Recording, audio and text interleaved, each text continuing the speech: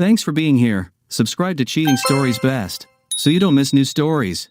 Mike Thompson stood in his garage, methodically packing his fishing gear for the upcoming weekend trip.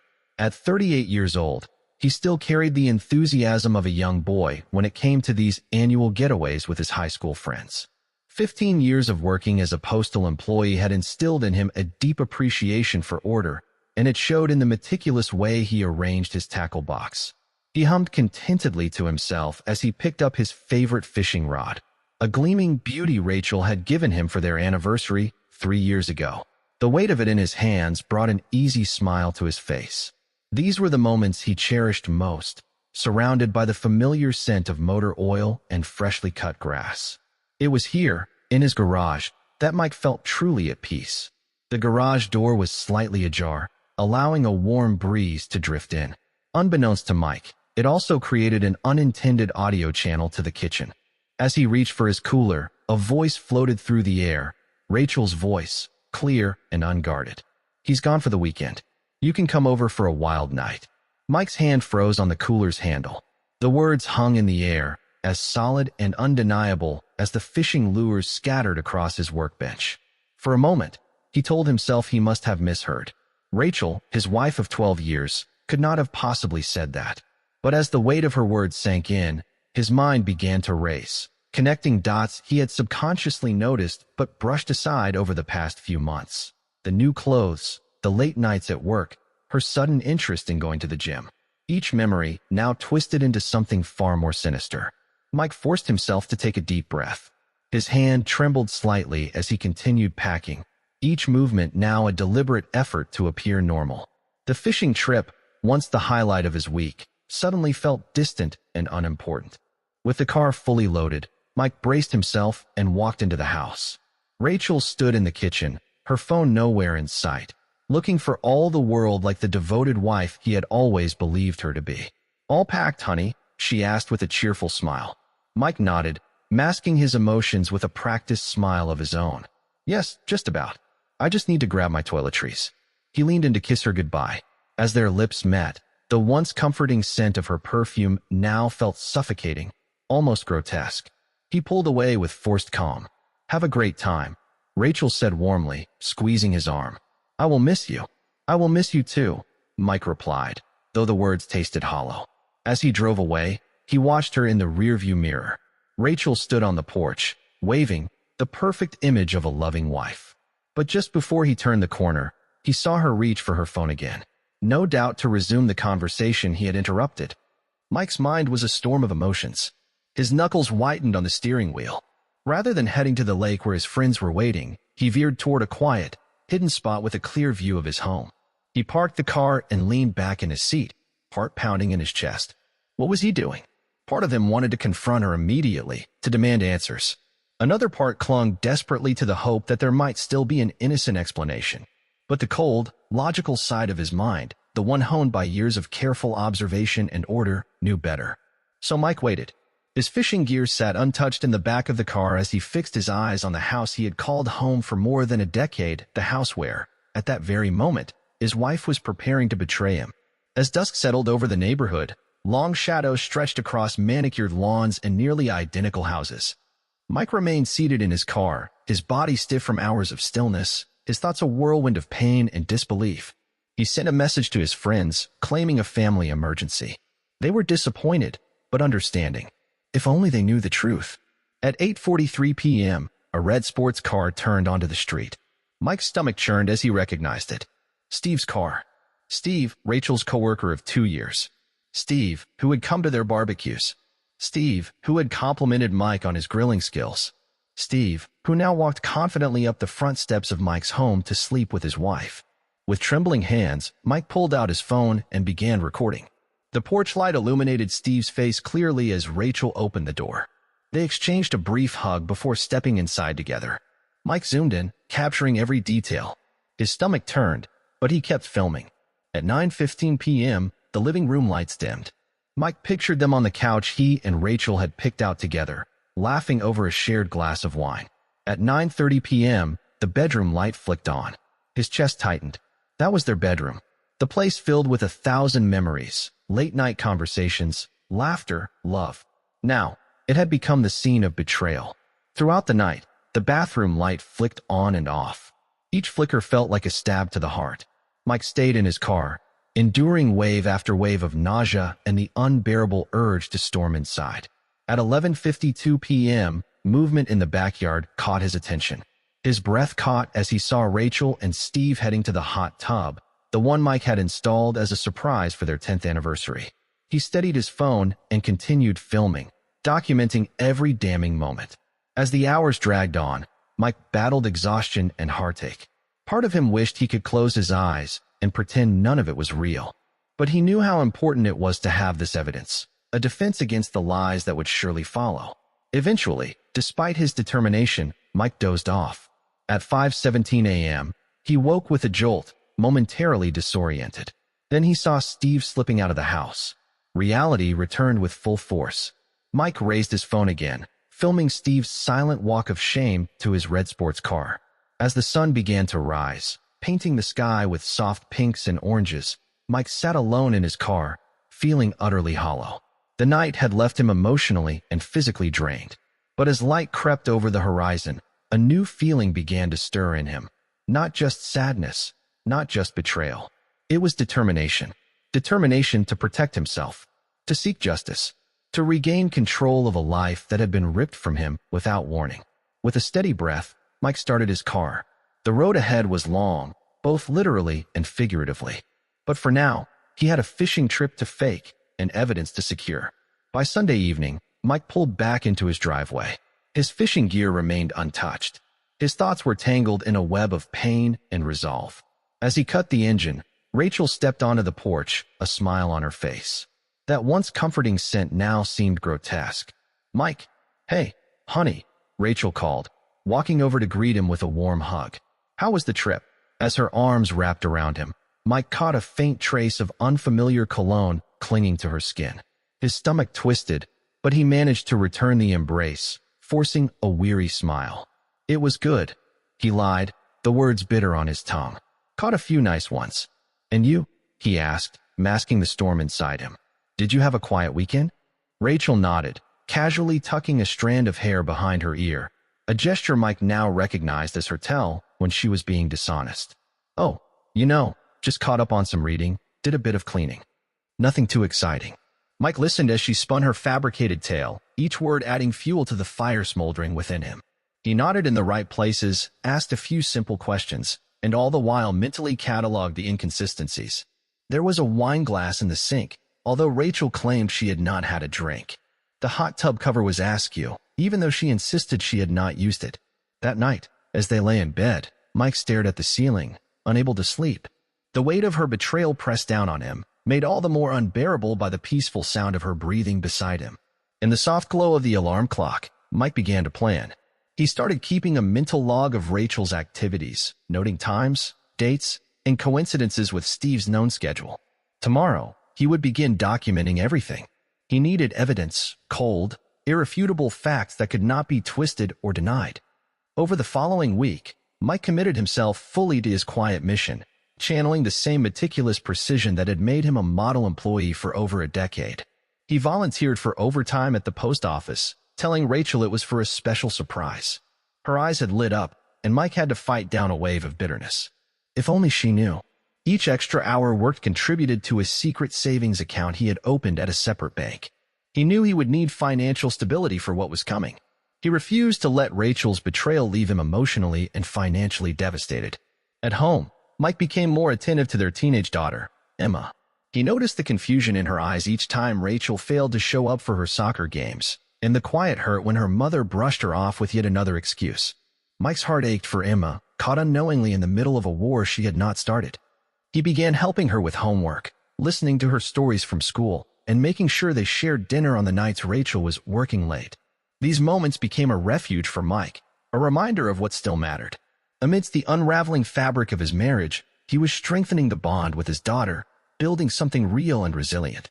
All the while, he kept up the illusion with Rachel. He kissed her goodbye in the mornings, asked about her day in the evenings, and even initiated intimacy occasionally to avoid raising suspicion. Each act felt like a betrayal of his own values, but he knew it was necessary. He was laying the groundwork, gathering proof, preparing for the reckoning that would inevitably come.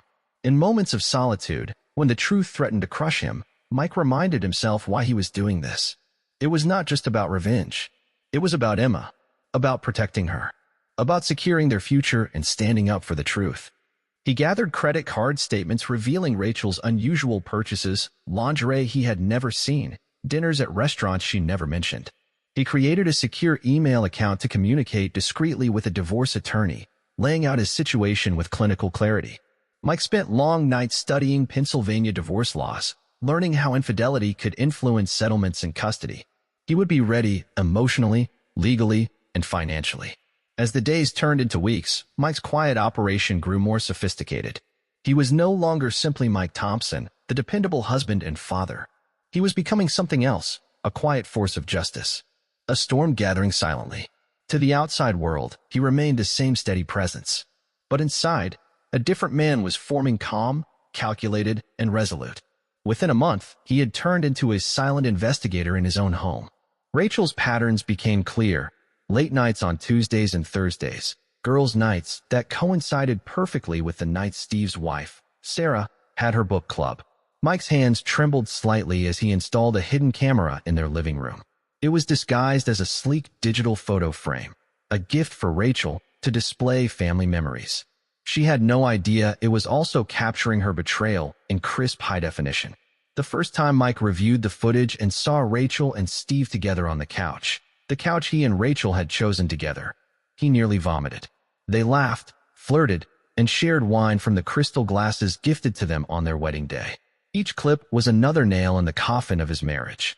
In a twist of fate that Mike could only describe as cruel irony, he found himself befriending Sarah under the pretense of planning a surprise anniversary party for Rachel. Over coffee, Sarah beamed. "Steve talks about you all the time," she said warmly. "He says you're the best thing that ever happened to him." Mike nodded, forcing a smile while guilt churned in his gut. He was about to shatter her world, just as his had been shattered. But letting her continue in ignorant bliss while her husband betrayed her seemed even more merciless. At home, Mike saw the toll Rachel's deception was taking on Emma. Her growing sadness was evident in her posture, in the heaviness of her words. "Mom's been working a lot lately," she mentioned one evening while he helped her with math homework. "I hardly see her anymore." Mike's heart broke. He longed to tell Emma the truth, to shield her from the storm that was brewing. But instead, he simply nodded and changed the subject. Later that week, while straightening up her room, he found a crumpled report card tucked away in a drawer and signed. Another forgotten obligation buried beneath Rachel's lies. Determined to be the constant his daughter could rely on, Mike stepped up. He went to every soccer game, cheered from the sidelines, and started a tradition of Sunday morning hikes. These quiet walks gave him insight into Emma's feelings and offered moments of peace amid the chaos. During one such hike, as they paused to admire the sunrise from a high ridge, Emma looked up at him, her eyes uncertain. "Dad," she said softly, "is everything okay between you and Mom?" Mike's chest tightened. He wanted to tell her everything, but he could not place that burden on her shoulders. "Not yet. We are just going through a rough patch, sweetie," he said gently, pulling her into a hug. "But I want you to know that no matter what happens, I will always be here for you." As she nestled into his arms, Mike felt a renewed sense of purpose. He was not just fighting for himself anymore. He was fighting for Emma, for her stability, her peace, and her right to know what love and trust truly meant. With quiet resolve, Mike reached out to Rachel's parents, Tom and Linda. Over a casual dinner, he delicately voiced his concerns about Rachel's recent behavior, without revealing everything. "I am probably overreacting," he said, watching their reactions closely, "but I thought you should know. Maybe just keep an eye out at the anniversary party." Tom and Linda exchanged worried glances. Mike could see the seeds of doubt taking root.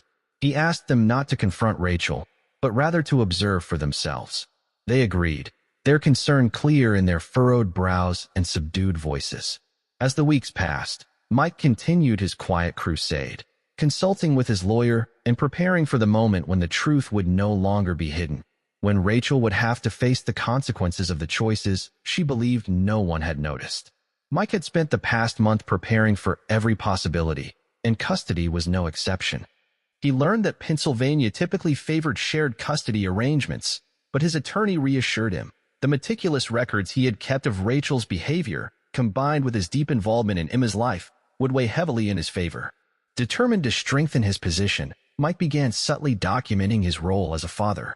He saved every receipt from school supply runs, snapped dozens of photos at Emma's events, and kept a detailed journal of the time he spent helping her with homework and school projects. Every scrap of evidence became a sandbag in the levee he was building, a shield to protect himself and Emma from the flood he knew was coming. As Mike's case against Rachel grew stronger, so too did the storm on the horizon. The calm, steady face he showed the world belied the tempest raging beneath his surface. But the storm would break soon, and when it did, Mike would be ready. One evening, Mike stood in the kitchen, a calendar in hand and a forced smile on his face. "I've been thinking," he said casually to Rachel, who was scrolling absent-mindedly through her phone. "Our 15th anniversary is coming up. We should do something special." Rachel looked up, surprised. "Oh, what did you have in mind?" "A party," Mike replied, his voice brimming with false enthusiasm. "A big celebration. Friends, family, coworkers. We've been through a lot. It deserves to be honored properly." Rachel's smile faltered slightly. "That sounds nice. But isn't it a bit much? Maybe just a quiet dinner." Mike shook his head, maintaining the cheerful facade. "Nonsense. 15 years is a milestone. We should celebrate it with everyone we love."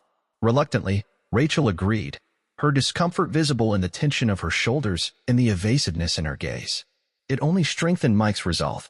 Over the next few weeks, he threw himself into planning the event with suspiciously high energy. He booked a private room at the most elegant restaurant in town, known for its romantic lighting and gourmet cuisine. The irony was delicious. Invitations were sent to friends, family, and co-workers, including Steve and Sarah. Mike was deliberate in how he addressed theirs, to both Steve and Sarah. A subtle but undeniable reminder of the vow Steve was breaking. "We should invite your parents," Mike said firmly when Rachel hesitated. "They'd be hurt if we left them out." Rachel tried to object, but relented with a tight smile. She added Tom and Linda to the list. As the party approached, Rachel's anxiety began to show. She made furtive phone calls in hushed tones, pacing restlessly in the bedroom. Mike recorded each one, adding them to his growing collection of evidence.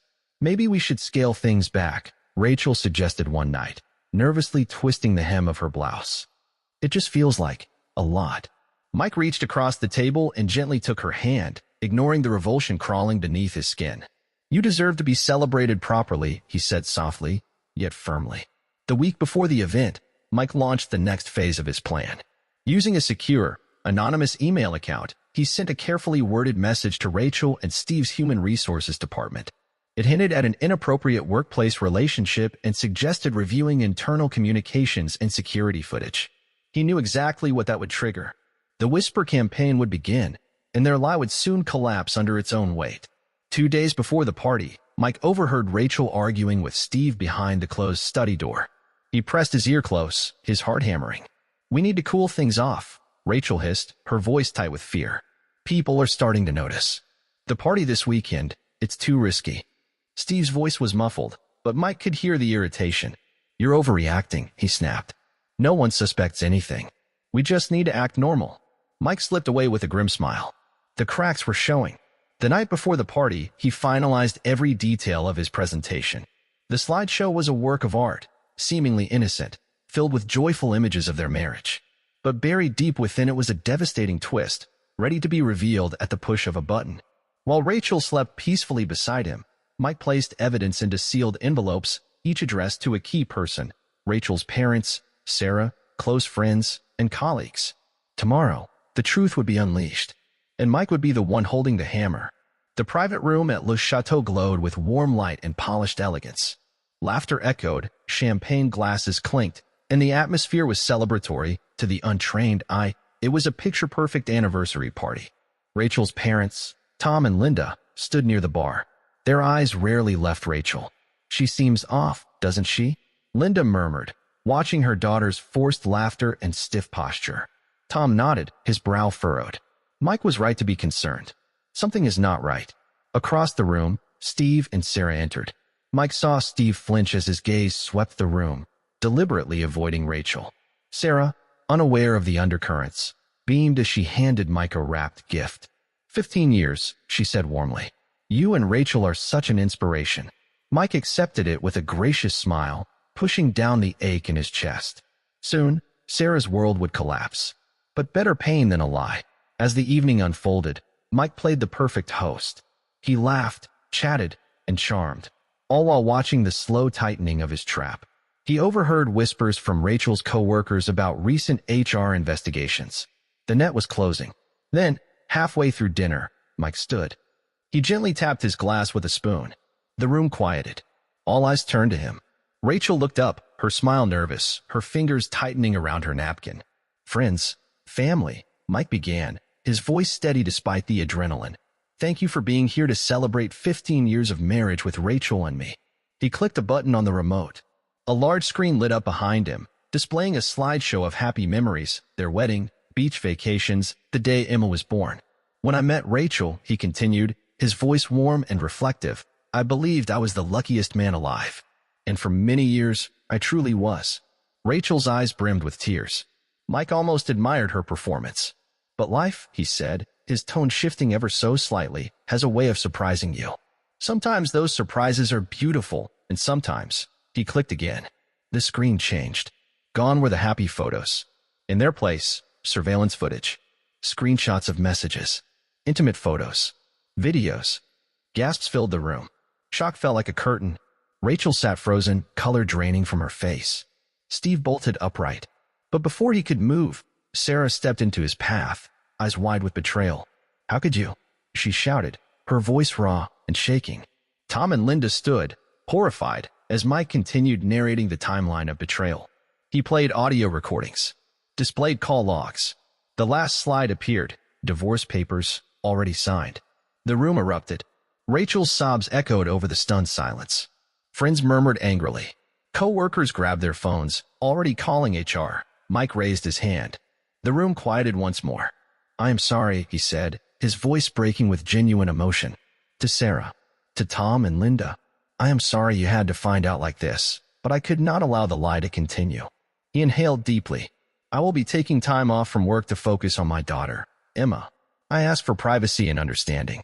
As he turned to leave, Mike handed the envelopes to Rachel's parents and to Sarah. Everything you need is inside, he said quietly. Again, I am truly sorry.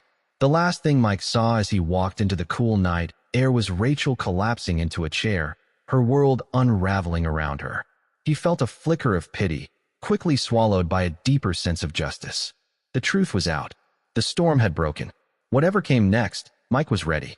Rachel was telling anyone who would listen that Mike had been controlling and abusive throughout their marriage, that she had only sought comfort in Steve's arms because of Mike's alleged cruelty. Mike listened to each account calmly, never letting his expression betray the storm within. When concerned friends or family members called him to ask what was really going on, he responded with the same measured words, I understand. I will be sending you some information shortly. Then he would hang up, mark another name off his mental list, and continue with his work. By evening, Mike had emailed the carefully compiled evidence to everyone in their inner circle. Text messages, photographs, video clips, credit card statements. A towering mountain of undeniable proof that exposed Rachel's infidelity and the lies she had woven. The next morning, Mike walked into the law office of Patricia Reeves, a divorce attorney known for her ruthless precision and no-nonsense approach. Hiring her had required dipping into the savings he had built from his extra shifts. But as he laid out the case, showing Patricia his extensive documentation, he knew it had been the right decision. Mr. Thompson, Patricia said, leaning back in her chair with a cool, confident smile, you have built a very strong case. Rachel will not know what hit her. Meanwhile, across town, Rachel sat pale and shaking in her own lawyer's office. She had spent the morning frantically deleting emails and texts, only to realize, too late, that Mike had likely saved everything. I am sorry, Mrs. Thompson, her attorney said gravely as he reviewed the packet of evidence Mike had submitted. But you have no leverage here. The infidelity is conclusively established, and Mr. Thompson's documentation is thorough and methodical. We will need to advise you to settle. Rachel's world was unraveling. Her parents, once supportive and ever-present, were appalled by her actions. They refused to support her financially or emotionally. Calls went unanswered. Letters came back unopened. At home, Mike faced a quieter but no less painful battle. Emma, devastated by the truth about her mother, had withdrawn into herself. She barely spoke, kept her bedroom door closed for hours, and offered only silence during meals.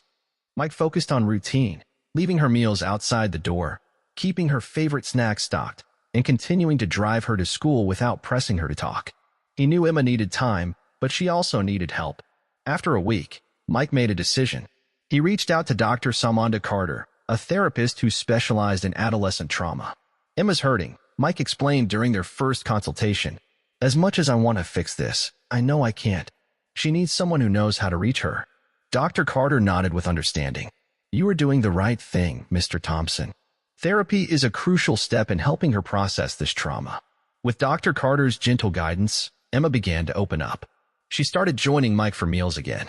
Eventually, she initiated conversations, small things about school or friends, but to Mike, they were monumental victories. Through it all, Mike continued documenting everything.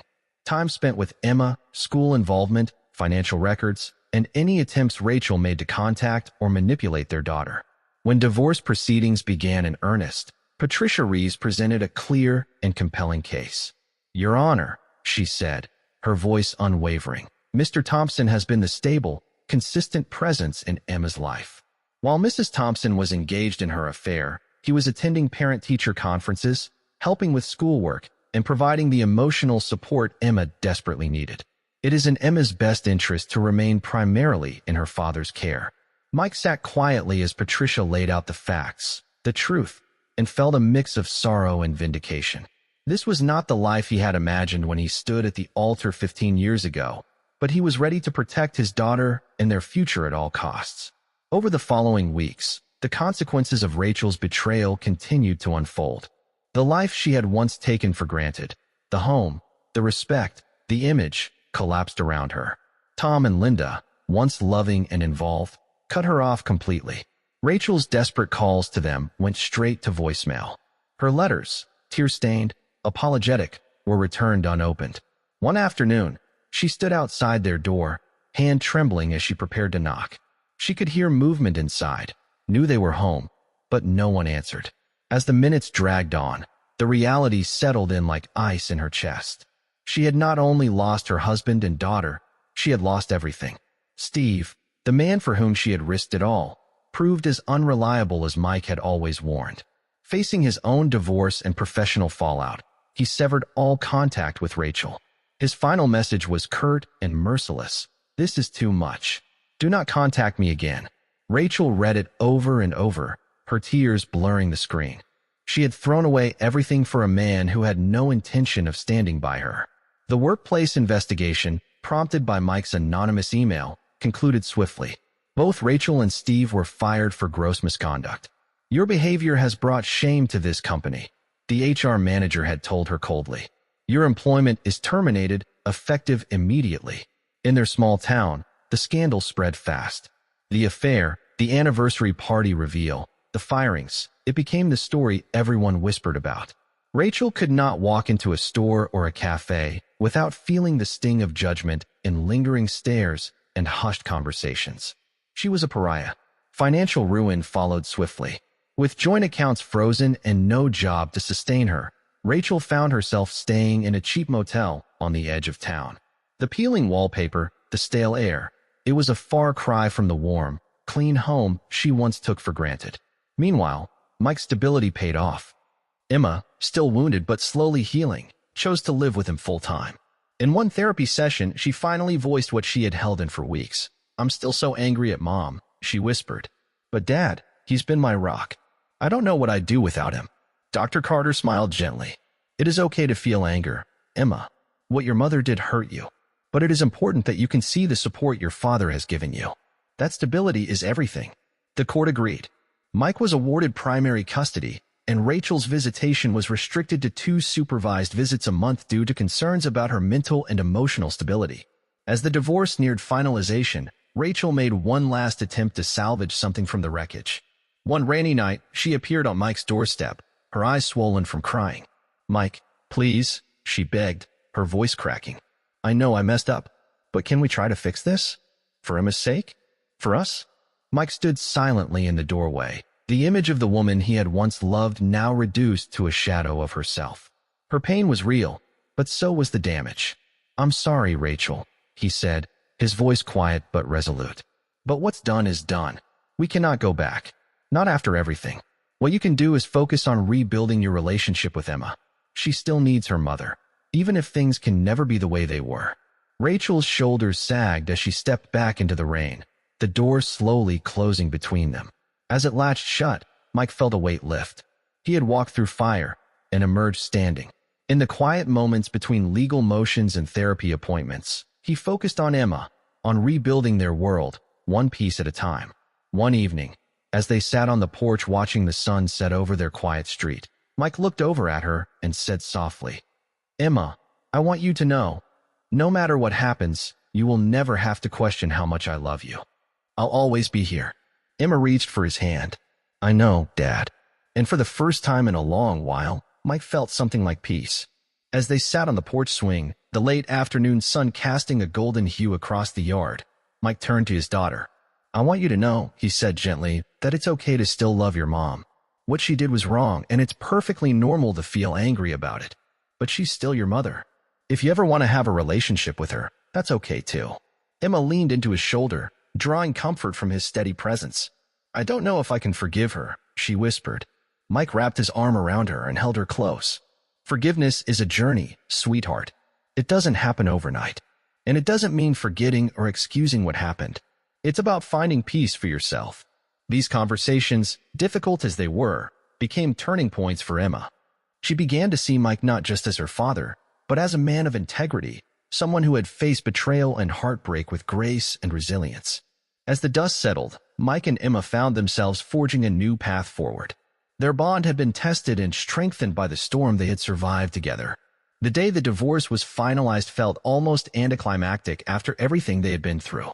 Mike sat in the courtroom, calm and composed, as the judge read the final terms. Beside him, Patricia Reeves gave a small, satisfied smile.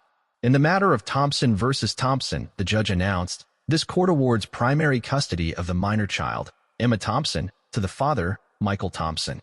Rachel Thompson is granted supervised visitation twice per month." Mike's chest swelled with a mixture of relief and sorrow. He had won the custody arrangement he knew was best for Emma, but there was no joy in watching her lose full access to her mother. The judge continued, "Furthermore, Rachel Thompson is ordered to pay child support in the amount of $800 per month." Across the room, Mike heard Rachel's sharp intake of breath. He knew the financial burden would be difficult for her given her unemployment, but Emma deserved consistent support. Finally, the judge concluded, "The family home is awarded to Michael Thompson to provide stability for the minor child." The gavel came down.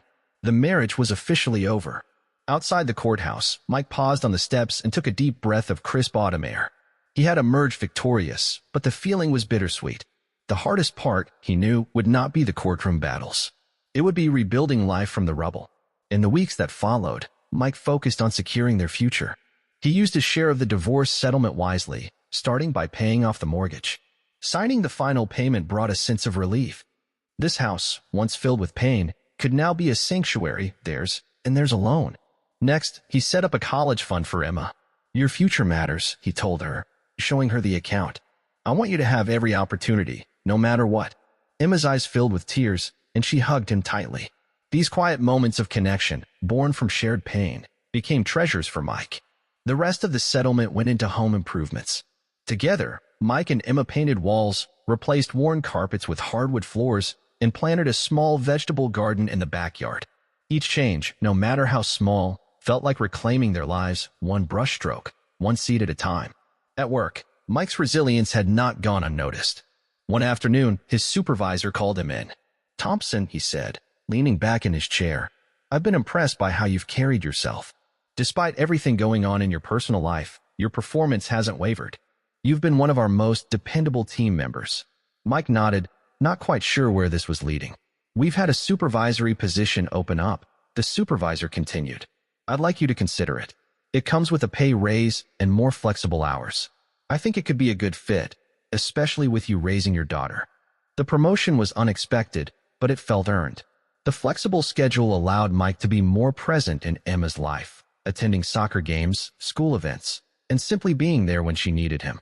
More than that, he found fulfillment in mentoring younger postal workers, seeing a bit of his former self in them.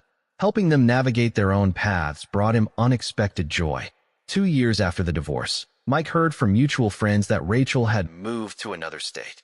She was rebuilding her life in a city where no one knew her past. She had found entry-level work and was slowly rebuilding her career. Most surprising of all, Rachel was in therapy, working through the personal issues that had led to her infidelity. Mike felt a swirl of emotions. There was still lingering hurt, but also a quiet hope that she was finally facing her demons. Emma, now in college, had a complicated but slowly healing relationship with her mother. They spoke by phone every couple of weeks, rebuilding trust one conversation at a time. During school breaks, Emma occasionally visited Rachel.